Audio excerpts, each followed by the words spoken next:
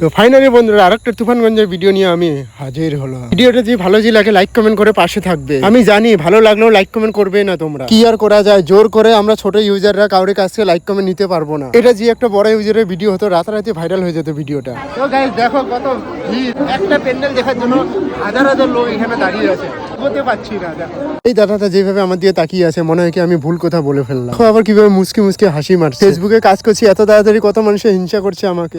Finally বন্ধুরা মণ্ডপের পাশে এসে গেছি, কিন্তু আর এগোতে পারছি না। মানে এত ভিড়, মানে প্যান্ডেলটা এত সুন্দর হয়েছে, মানে ব্যাপক বানিয়েছে।